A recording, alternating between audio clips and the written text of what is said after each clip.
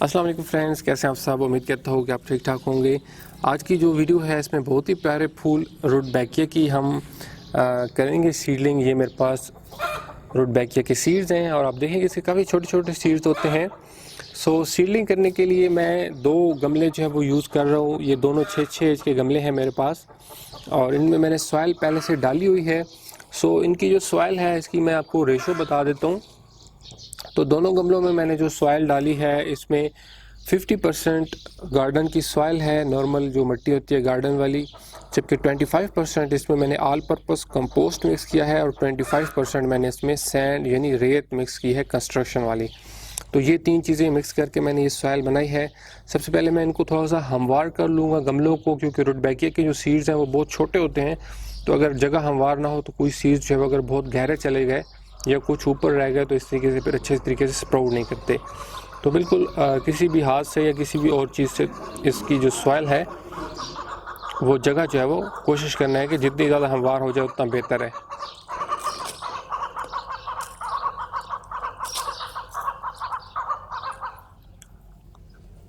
यहाँ पे मैं मेंशन करना चाहूँगा मास्टर गार्डन के यूट्यूब चैनल को। तो मास्टर गार्डन जैसा कि नाम से ज़ाहिर है गार्डनिंग से रिलेटेड चैनल है और इस पर आपको काफ़ी सारी गार्डनिंग की जो वीडियोस हैं, फूलों की वीडियोस, मुख्तलिफ़ किस्म की सब्जियों वगैरह की वीडियोस देखने को मिल जाएंगी। मास्टर गार्डन जो है वो मुख्तलिफ़ नर्सरियों के विज़िट भी करते रहते हैं, जहाँ पे वो पौधों की आपको कीमतें भी बताएंगे नर्सरीज़ पे जाके, और भी बहुत सी नर्सरीज़ के बारे में भी मालूमाती वीडियोज़ वो अपने चैनल पर अपलोड करते रहते हैं। जैसा कि अभी रिसेंटली उन्होंने पतोकी नर्सरीज़ का विज़िट किया है। पतोकी जो है वो एक इलाका है जहाँ पे बहुत ज़्यादा नर्सरीज़ हैं। तो और भी बहुत सी गार्डनिंग से रिलेटेड वीडियोज़ जो है वो आपको मास्टर गार्डन चैनल पे देखने को मिल जाएंगी। मास्टर गार्डन का जो लिंक है वो मैंने डिस्क्रिप्शन में दे दिया है, उस पर क्लिक करके आप उसको विज़िट कर सकते हैं। अभी रुटबैकिया के सीड्स बिखेरेंगे तो सिंपली जो है वो मैं दोनों गमलों में भी इसकी जो सीड्स हैं वो बिखेरता हूँ।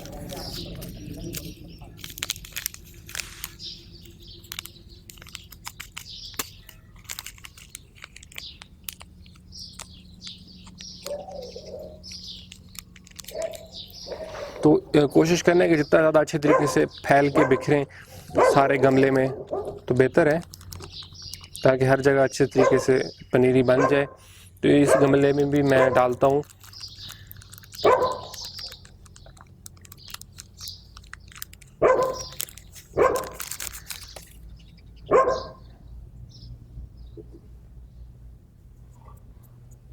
अच्छा जी, सीड्स मैंने बिखेर दिए हैं। अभी इसको मॉइस्ट करेंगे स्प्रेयर से, बिल्कुल हल्के से जो है स्प्रेयर का शावर देंगे ताकि सीड्स ख़राब भी ना हो, बिखरे भी नहीं और ऊपर अच्छा तरीके से मॉइस्चर भी पहुंच जाए। तो सही अच्छे तरीके से मॉइस्ट करना है ताकि सारी मिट्टी जो है वो अच्छे तरीके से मॉइस्ट हो जाए। मैंने मॉइस्ट कर दिया है दोनों गमलों को। अब ये करना है कि बिल्कुल जो सेम कम्बिनेशन की जिसके सॉइल हमने पहले जिस कम्बिनेशन से बना के डाली है इनमें, वही इनके ऊपर थोड़ी थोड़ी और डालेंगे। अब तो बिल्कुल एक हल्की सी तह देनी है इनके ऊपर 1/4 इंच के हिसाब से, कि सिर्फ ये है कि जब हम इनको स्प्रेयर से पानी लगाएं तो ताकि नीचे से बीज निकल ना आए, और बहुत ज़्यादा मतलब मिट्टी इनको ऊपर नहीं डालनी। वैसे इनमें क्योंकि हमने मिट्टी में रेत मिक्स की है तो होपफुली उम्मीद काफ़ी है कि जो सीड्स हैं वो आसानी से जर्मिनेट कर रहेंगे।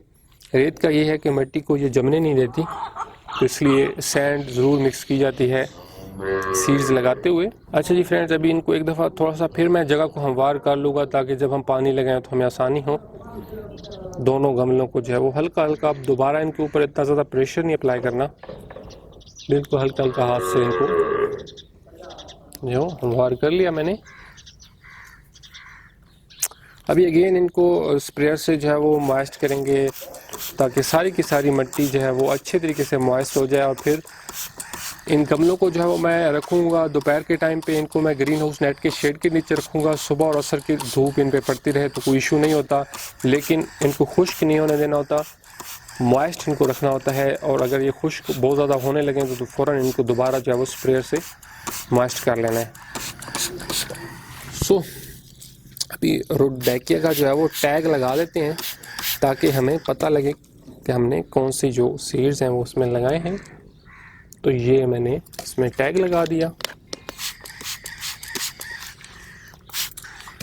और फ्रेंड्स अभी फिर इन गमलों को मैं रखता हूँ और फिर जैसे ही कुछ सीड्स स्प्राउट करते हैं तो जो इस वीडियो में अपडेट है वो मैं फिर शामिल करता हूँ।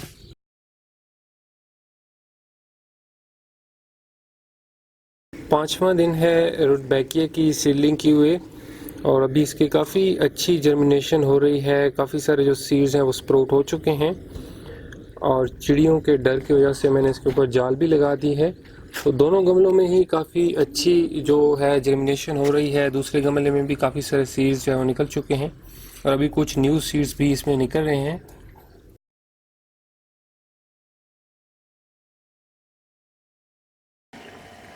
सत्ताईसवां दिन है हमें रुटबैकिया की सीडलिंग की हुए और ये अभी देखें कि इनकी पौधों की मौजूदा सूरत हाल है।